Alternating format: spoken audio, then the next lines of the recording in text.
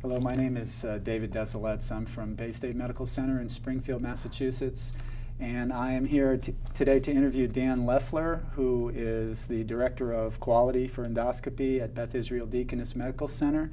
And we're going to talk about his paper, The Impact of Exclusion Criteria on a Physician's Adenoma Detection Rate, which is published in Gastrointestinal Endoscopy.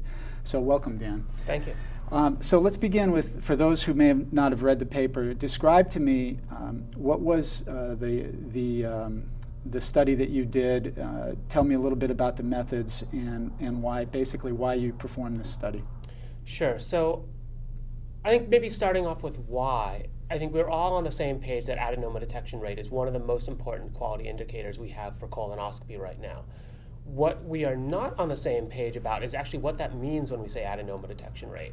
And if you read over the various papers from across the United States, everyone seems to use a slightly different definition of what is an adenoma detection rate. Predominantly, who you include when you calculate your adenoma detection rate.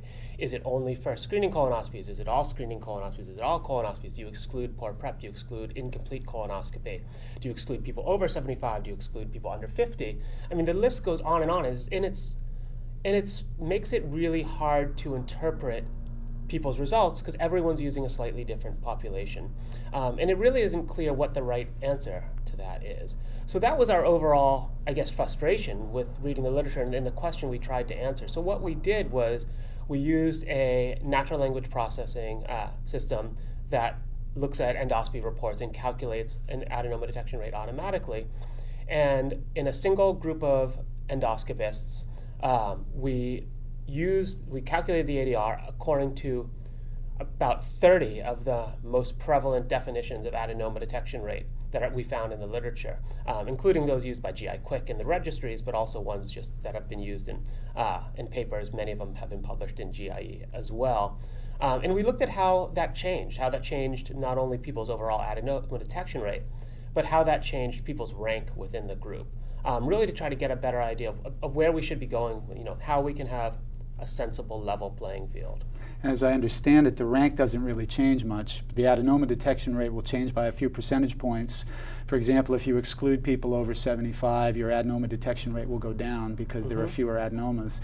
But the rank order of your 11 endoscopists was pretty much the same no matter how you sliced it with the 28 different criteria. I mean, I think that was actually a very important finding, and it's quite true, is that really where you were on that list didn't matter much. So we hear a lot of people who, when they get their adenoma detection rates back, and they see where they are, and a lot of centers are starting to show people their adenoma detection rates, at least compared to the group. And there's always a lot of questions. Well, this is just, I'm low because we included this group, or my group looks different than their other group. And that might be true to some extent, but by and large, no matter how you sliced and diced it, people stayed in basically the same. They could move up and down the rank by 1 or 2, but the top people stayed at the top, the middle people stayed in the middle, and the bottom people stayed at the bottom, really suggesting that all those exclusion criteria, again, at least when we're talking about rank, don't matter so much. So let me ask you this. If you were in charge of colonoscopy quality for the whole country, what would you use for exclusion criteria? How would you define someone's adenoma detection rate?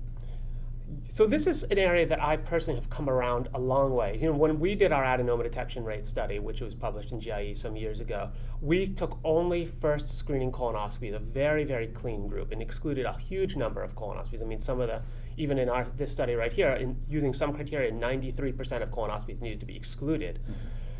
I've come around to really thinking that we need less exclusion criteria. Now when I do it for my division, we include everyone, basically, except for some very small groups, like people who are coming only for IBD dysplasia screening. There's nothing colon cancer screening about it. They're not looking for polyps.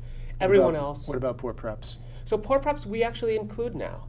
And in a way, I think that's important because it is upon us to make sure our preps for our patients are good. I mean, as we know, there's a new standard that says 85% of preps should be good. So So it's incumbent upon you. If you've got a lot of poor preps, it's going to affect your adenoma detection rate because we're not going to exclude that anymore. And it also makes it impossible to game on that because what we can see is that people they don't find any polyps and then they start saying, well, that was kind of a fair prep and maybe that's why, and then you lose those and it allows gaming of the system. And I think it's the less exclusion criteria you have, the less the system can be gamed. So I really, and you know, we can risk adjust on the back end. You know, if you know, yes, people who treat predominantly women will have less polyp detection, less adenoma detection than men, and we should, that's important. But we can just risk adjust that. We can risk adjust for age, the way they do for many other diseases. Mm-hmm. So I don't think we need to exclude up front. I think we can just be smart about risk adjusting on the back end. So for those who may only gloss over your paper, I'm sure everyone will read it from beginning to end, but for those who will only gloss over your paper, what's the take-home message of this paper? So I think the take-home message is that we need a level playing field. We all need to be talking about the same thing when we talk about adenoma detection rate.